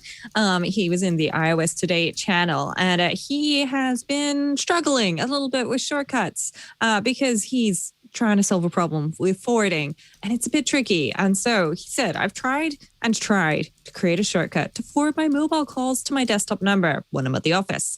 I've created a contact with the AT&T code to forward my calls, but when I launched the shortcut, I received an error message. Invalid contact MMI or SSD is not supported. Any advice on what I'm doing wrong or how to solve this? Now, I have to say it was great that this came up in the Discord because I was able to chat with DWade a little bit and figure out exactly, what was already being tried and how this worked, because I didn't know how this call forwarding works. And essentially, from what I understand, there's a code combination that you input. And this means it's not making a phone call like you would. So, for example, if you want to get your IMEI number, you would type in *#06#, and then it pops up with your device info. And I've just realized that my phone screen is not displaying. So let's do that again. *#06#. And voila, I have a whole bunch of information about my phone right here. Fortunately, this is a spare phone, so I'm not too worried about that. And so this is, a way to get this information. And dialing that number, I get it. It's tricky.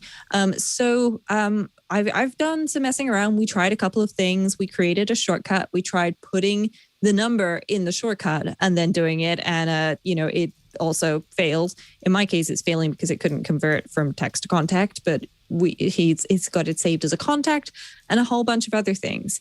And so I have, I've gone away and I've done some research, and I think that there's potentially two different options which might work for this particular scenario. So I'm going to create a new shortcut. And the first thing I'm going to do is I'm going to have a URL, and I'm going to have a open URL action. And if you type in prefs colon, and I'm doing this from memory to an extent. So root equals phone. Then it's supposed to be able to open the phone settings. So let's try this. Sorry, I think I've selected the wrong action here.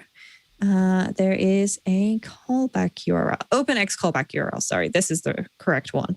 And then if we just run this, then it's unfortunately not working right now, which is a shame because it worked earlier when I was testing it. But apparently, there we go. You just need 2 slashes in there.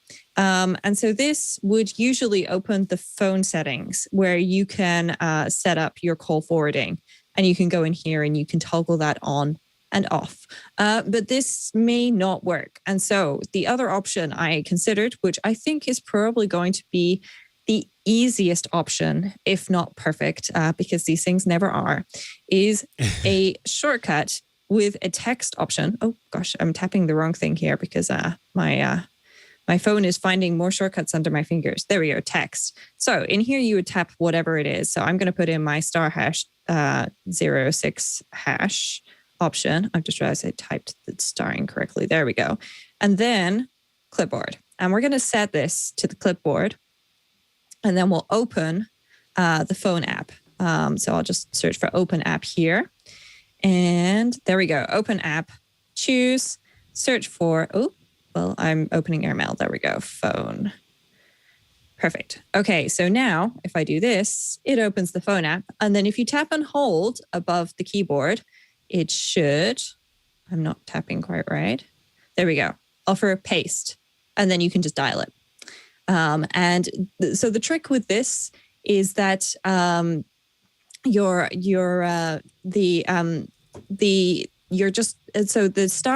* options, which is what is being used to forward the phone here, is actually executing a command. It's not a normal number. It's not making an actual outbound call. It's doing something on your phone, which then sends a command off somewhere else to get this information back for you, or to make something happen. So if you do this, then you're going to be able to just do that, paste your information. Double tapping it seems to be a little more consistent than tapping and holding. But I think that those are probably going to be the best ways to do this. Now, if anybody's interested, opening settings, how can I do this?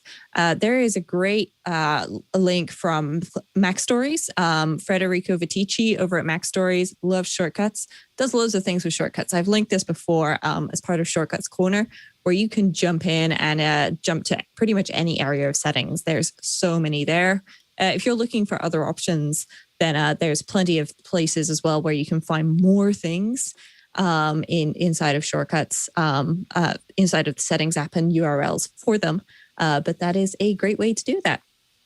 So wow. There we go. It's not perfect, but I think that that's going to be the easiest way to set up the call forwarding. I think it's going to be copy and paste, because otherwise you have to type the long number every single time.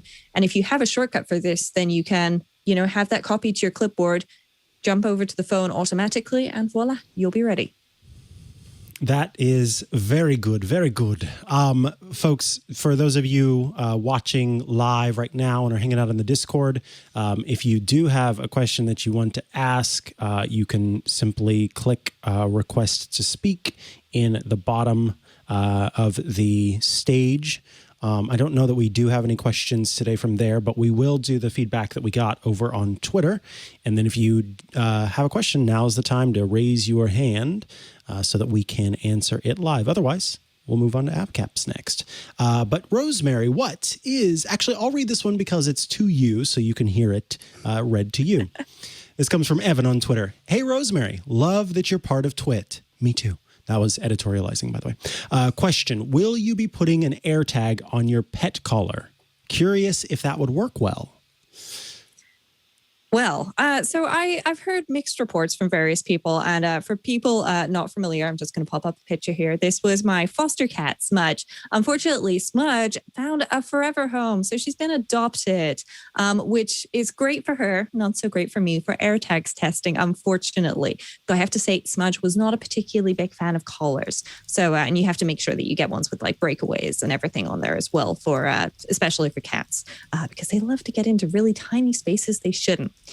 So I've seen a lot of people asking about putting AirTags on collars and whether or not it works. Does it work for tracking your pet? Does it not work for tracking your pet? I've got a friend who has posted an AirTag, a live AirTag from I believe LA to London, and he's literally tracking it through the hubs. So he's tracked it, he shipped it with tracking, and he's tracking it through the hubs with Find My, and it's amazing. I'm really pleased that people are being able to do that. But at the same time, over actually in another Discord channel, somebody's put an AirTag on their dog, and their dog walker, who has an iPhone, took the dog for a walk, and they got practically no updates. So what I've done is I've done a little bit of research into this, because it seems to me that the actual tracking for one of your AirTags is, it's great when your AirTag is stationary, like mine is right here.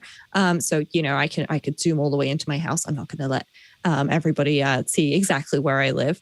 But it doesn't work so well when the AirTag is moving. And when the AirTag is moving, that's the tricky part. And pets have a tendency, I don't know if you've watched your pets, they tend to wriggle around a lot. And so so when your pet is actually moving around, you may find that it's a bit difficult to keep track of them. But at the same time, the AirTag in the mail, a couple of people have been mailing AirTags around, it seems. So it seems like it could be good, could be bad. There's a couple of different pet collars options out there. Somebody actually linked one in the Discord. I'm just going to scroll back and see if I can find that link. There we go. And I will just pop that into the Slack for Anthony, who is our wonderful editor, where it's like a custom metal tag that you can stick the AirTag inside of. Which seems pretty cool. Thank you, Anthony. Gosh, you're amazing. So there we go. Magic happening in real time. And thank you to Captain Jack, who linked us to that one. And so, there seems to be options out there. I would say if you're putting an AirTag in something metal, that may cause some slight connectivity issues. And so you probably want to keep an eye on that there. But it's something where if you want to just try something out, get the cheap Belkin. So Mikey, you've got one of these Belkin holders handy. Mine is on my keys out in the hallway, and I didn't think to grab it for this. But the plastic holders from Belkin are a pretty secure way of holding your AirTag in. They're lightweight, so they're not going to be adding a huge amount of weight to your pet's collar, because the other thing you have to be aware of, especially with a smaller animal like a cat or a small dog like Micah's dogs, is you don't want to put like a massive GPS tracker on their neck that's just going to weigh them down. They'll just be like all the time. They need to be able to breathe and move around and be happy. And the AirTag itself is pretty darn light. But even this Pidgin case is adding a whole chunk of weight to this AirTag right here. And a chunk of that comes from this metal ring at the top, I'm sure. So consider a lightweight one, something that's not going to wrap it all the way around, which might kill reception.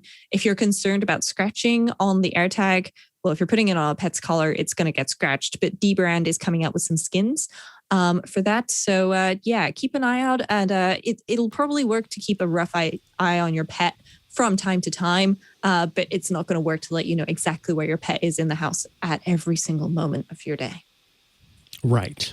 Yeah, I think that's something to be. I'm curious to see more people continue to try these, like mailing it and seeing it, because it's important to note that this only works with devices that are opted into the Find My network. So if you don't have Find My iPhone turned on, you're not helping as part of the system that's like pinging devices. So it could be that the phones around a specific person are not opted in which case those ones won't be used to help track the tag.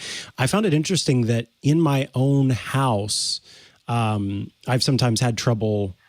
If I'm far away from it, it will not detect the device. It will say move around to get it. But I've got iPads and iPhones and Apple Watches and everything else kind of strung throughout the space. So it was a little odd to me that it was not picking up on the device. So it's still early days, and Apple did have some early Find My issues where the network was down. So I wouldn't be surprised if we see updates there and the that part improve. As far as being close enough to be able to actually get a signal and then look for it, very good. And I think folks are not remembering that AirTags don't need to be visually seen in order to be used. You can put them inside of something. They can go inside of a bag. They don't necessarily have to hang on the outside of the bag for you to be able to find them. CNET put them through its paces quite a bit with throwing them in the washer, freezing them inside of an ice cube, dropping them, of course, and seeing kind of how Cruelty well to AirTags. Yes, exactly. Seeing how well they handle all of these different situations, which was interesting. Yeah. One thing I would like to note, if people are wanting to keep track of your pets, definitely microchip your pets, people. Yes. It's worth doing. It does only work if somebody takes your animal to a vet to have it, the chip scanned. But it's got your address and everything on there, which please chip your pets. If you love your pet, chip your pet. But the AirTags can be a good intermediary for that, for just, where is the cat? Oh, it hid itself in the closet again. Okay, great. Something like that. Or where is the cat? Oh, she's right there blending in with the sofa. Happened so many times. At one point, Smudge jumped on the counter and pretended to be the kettle, and I didn't notice. It took me like 5 minutes to find her, and she was sitting right there on the counter. It was really cute when I realized, but I did jump when I saw her, and she looked terrified when I found her. Poor thing. That was day one, to be fair. So she was still pretty scared. All right. Well, that brings us to the next part of the show, which is our app caps. Let's do our app caps. We put on hats, we say hello, and we start this part of the show. My screens have all rearranged themselves, so now I need to find everything. You need Moom, Micah. I know this is an iOS show, but Moom is an excellent app for that. So I think I've worn this one for the show before, but I am putting it back on. This is the banana hat. Folks, I've gone with cat ears today. This is the app cap segment of the show, the part of the show where we wear silly caps to honor our app picks of the week. These are the apps we're using and loving and want to talk to you about. So, Rosemary Orchard, tell us about your app pick of the week and the cap you are wearing atop your head. Well, the cap I'm wearing is not a cap, Mike. I'm cheating this week. It's a headband with cat ears on, and they've got little feathers in the pink bits because I was inspired by talking about Smudge. So my app cap, so the app in question is Parcels. Now, I was previously using the app called Deliveries to track my parcels, and this was great. But Parcels recently had a pretty great update, and that update is Amazon Direct integration. So under the settings area of Parcel, if you tap into your Amazon integration, then you can see I've got my amazon.co.uk integration here active. And if I tap on plus, then I can add an account from one of the other Amazons. And for people who don't know, the same Amazon account works across all of the different Amazon domains. So I could sign into amazon.com with that same account information. I won't do that right now because I don't need to. But this Amazon account information allows you to automatically import all of your Amazon packages. And I don't know about you, but I tend to end up ordering a lot of things from Amazon. Now, I've got a lot of things here right now. A lot of them have already been delivered, which is good. Some of them were delivered quite a while ago, actually, because I've been using this app for a while. And it is my parents' birthdays in like just over a week and in 10 days in my mom's case. So I've been making sure to order. So spoiler, Mom, if you're watching, sorry, you're getting a Kindle for your birthday, but you said you wanted it about 6 months ago when I asked. So I really like it. It works nicely. You can specify and filter just for active deliveries or recent deliveries, or you can have just your completed deliveries show up. There we go. So I've ordered an Xbox controller after we were playing Apple Arcade games. I realized I wanted to play them on the TV. You can also manually add something. So I don't actually have a tracking number right here, but you need to add a tracking number first. But it does have the option to scan a barcode if you wanted to. So say you've got a barcode for something, you're sending something. Now, this is something I've had to do a couple of times when I'm sending something off. Then you can do that, and you can switch to the numeric keyboard from the alphanumeric as well. So if you just have a number, and this is useful when you wake up and there's an email going, hey, this parcel is going to be delivered today. And they're going, I don't know what that is. That was me this morning. I did not know what Yodel was going to deliver. And it's Yodel. Over here in the UK, they don't have the best delivery reputation. I was slightly concerned I'd find it in like a hedge in 6 months or something. Turned out the guy was lovely. He actually delivered it to my door. Mikah, it's my HomeKit air purifier. We might have to talk about this in the future. I think I might actually have to talk to Matthew Casanoli about this at some point. So let's think about how we can make that happen. Maybe I can come on Smart Tech today. Maybe. Oh, please. that could be good. Yeah. Yeah. The beauty of deliveries or Parcel, is it's a bit cheaper than deliveries as well. It's $2.99 a year for the in-app subscription. And it works on iOS, so iPhone, iPad. It also downloads and installs on your Mac as well, and it's the same subscription, and it supports 300 carriers, which is pretty great. And I love this. So I recently ordered Bananagrams. Bananagrams was imported automatically. I did literally nothing. I ordered Bananagrams. Did you say Bananagrams? Was that what you said? Bananagrams. It's a game. Yeah. So for people who aren't aware, it's a game similar to Scrabble in that you have letters on tiles. It comes in a banana-shaped hat. Thank you, Mikah. You're wearing the perfect hat for this.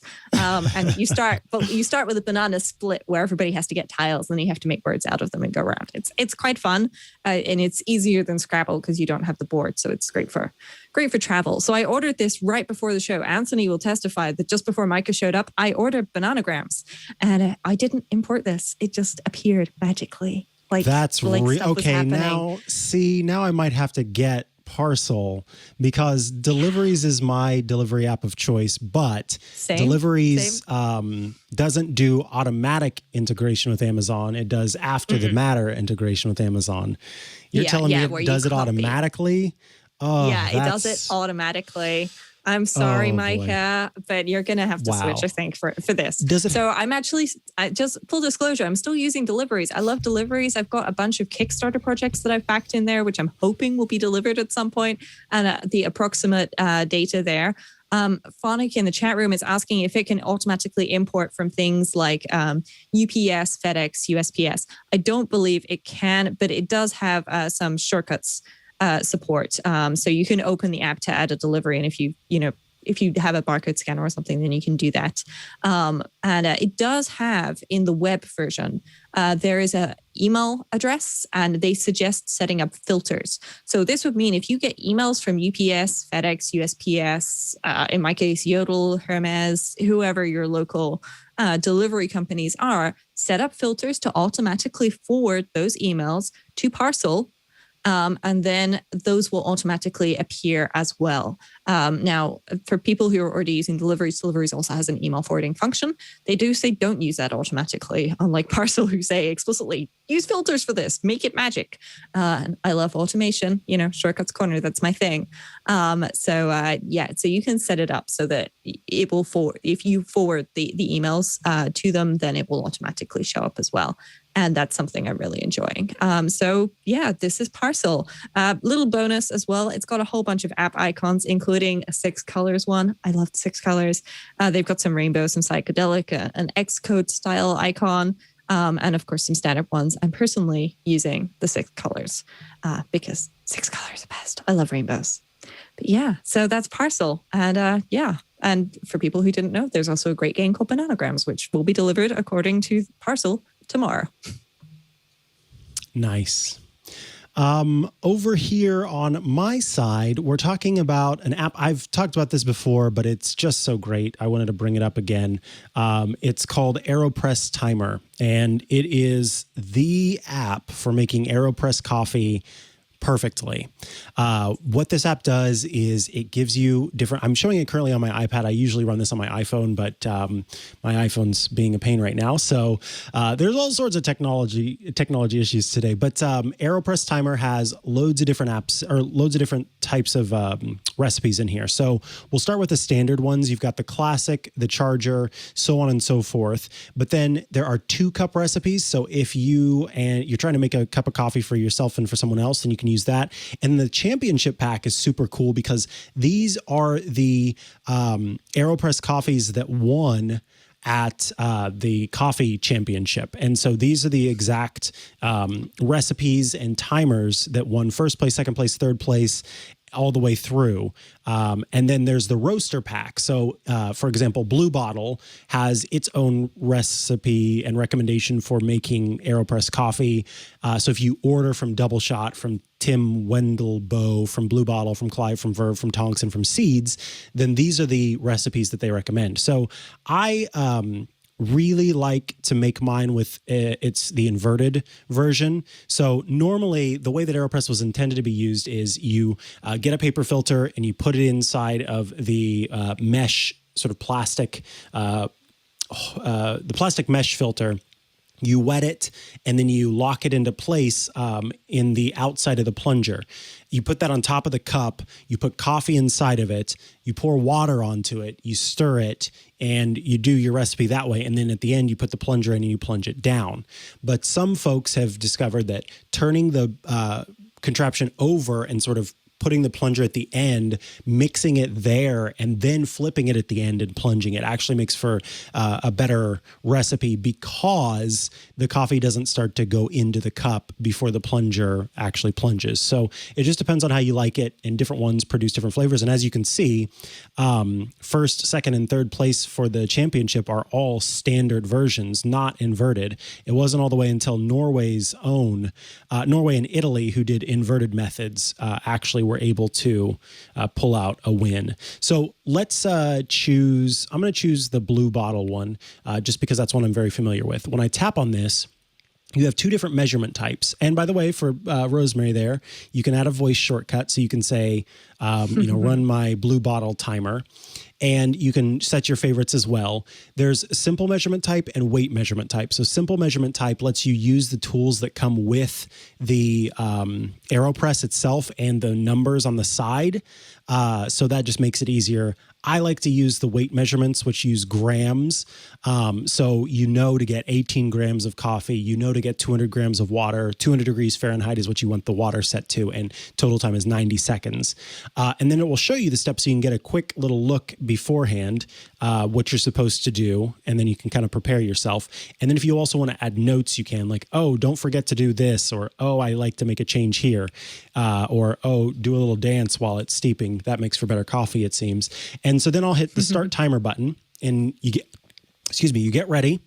And then you're supposed to take the 10 seconds to pour 40 grams of water into the Aeropress. Let that go until it runs out. Boom. Now hit tare on your scale. While you're letting this steep, you're letting it percolate. You're letting the flavors of the coffee seep into the water. The oils are permeating the coffee or the water. Everything's good. It's steeping, and we're almost there. And now we pour 160 grams. That's why I told you to hit tare on the gram scale. And we pour 160 grams in until we get to 10 seconds completed. Now you let it steep for 20 seconds. Then it's going to go to, afterward, it will go to stir, and then it tells you to flip it and plunge it, and then you're good to go. So I can swipe out of this because we don't need to watch that to the end, but each of these has the recipe. So here it's 15 grams of coffee. Look, it's a medium fine ground size. And notice this, if I tap on the grind size, it actually shows you about an idea. A fine grind is traditionally a little finer than a grain of table salt. Medium fine, it looks finer than sand, but not as fine as an espresso grind. Medium is the most common grind size, and it is the consistency of regular sand. Medium coarse is coarse rough sand, and coarse is sea salt grains. And then the brew method is traditional, and you can see that it's pour immediately, stir, steep, stir, and then plunge. So there aren't multiple pours in the Tim Wendelboe method. And let's see what first place got. You can see it's a medium coarse grind, which is coarse sand. So that's quite a big grind that won first place. 17 grams of coffee, 250 grams of water, and 120 seconds total.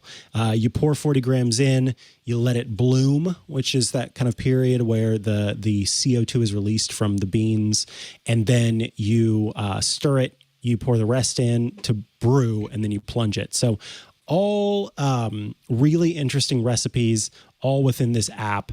It's a one-time $4.99 purchase. If you're into AeroPress, you need the AeroPress Timer app. You absolutely do. It is the best way to make different kinds of AeroPress coffee. And it's one of my faves. Oh, I forgot to mention, top right corner, you'll see a plus button. That lets you create your own recipe for AeroPress coffee with the steps that you want, so you can pop those in as well. Your app went super tiny temporarily there. Oh, Micah. whoops! So Thank you. We have a big black area around it. There we go. Yeah. So we'll hit plus, and then I'll name it Micah's Mix, although that doesn't quite make sense. Obviously, I would do inverted, and then you can see I would do 18 grams. Of medium fine, and water volume would be, for the first one, 50 grams of water, always for me 200 degrees Fahrenheit. And then the first step would be to pour for 20 seconds, then steep for 40 seconds, et cetera, et cetera, et cetera. So then you can make your own recipe and it will pop up at the top. But yeah, those are the different built-in ones. And then, yes, you can make your own. I completely forgot that. $4.99 in the App Store, an excellent app for coffee lovers who really like AeroPress coffee. To some people, AeroPress coffee is the best coffee you can have. Jerry in the chat asked, so does this work with my Keurig asking for a friend? Well, tell your friend he drinks trash coffee. Sorry, I should say they drink trash coffee, and it does not work with your Keurig. I'm sorry to say. But thank you for the question. That's the one with the Jerry. pre-prepared pods, right? Yeah, yeah, it is. Sorry, I don't actually drink coffee, but as somebody said in the IRC chat room, a banana is telling me how to mix drinks. It's clearly Friday. So I'm glad we've made your Friday a little bit more bananas and fun.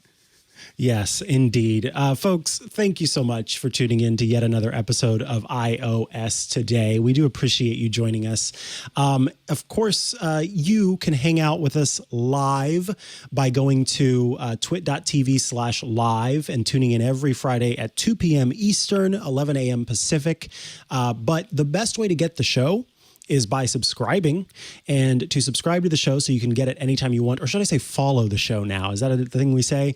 You could follow the show by going to twit.tv/iOS, where we've got links for you to follow across all sorts of podcast applications. We're also on YouTube, Spotify, Apple Podcasts, Google Podcasts. We're in as many of the different podcast places as you are, or try to be at least, so you can get the show there. Rosemary Orchard, if people would like to follow you online or check out all the great work you're doing, where do they go to do that?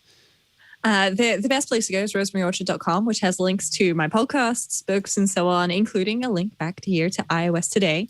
And of course, you can also follow me on micro.blog and Twitter with username Rosemary Orchard. Micah, where can people find you? Well, you can find me at Micah Sargent on pretty much all of the social media networks, because I just try to claim my name as quick as possible. But the best place to find me is by going to chihuahua.coffee. That's CHIHUA.coffee, where I've got links to the places I'm most active. Now is the time for me to tell you, though, that there is an even better way to be a part of the action to get the show, and that is through a little thing called Club Twit. If you want to see all of our shows, listen to all of our shows, check out all of our shows ad-free, you've got to check out Club Twit. For $7 a month, you get every Twit show with no ads, plus an exclusive Twit Plus feed with extra content and a members-only Discord channel. That's at twit.tv/clubtwit. My favorite part is the members-only Discord server where you can hang out with us. Right now, we've got a lot of people chatting up, talking, and as you saw in future episodes, if you join, then you could have a question answered live on the show. And then also it's really great to get links and stuff like that folks have been talking about in the chat. So we appreciate those of you who are here now, and we'd love to see even more of you join us as part of Club Twit, ad-free listening, a special Twit Plus bonus feed, and the Discord server where we're all hanging out and having fun. You just go to twit.tv/clubtwit. All right. Until next time, I have been Micah Sargent. That has been Rosemary. Still Rosemary Orchard. Yes, there she is. Good. And this, of course, has been iOS Today. Goodbye.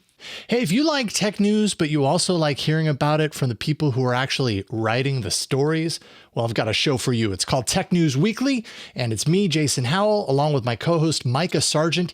Every week, we invite the people making and breaking the biggest tech news stories from around the web onto this show to talk to us about it. It's a lot of fun. You should check it out. Tech News Weekly can be found at twit.tv/TNW every Thursday. We'll see you there.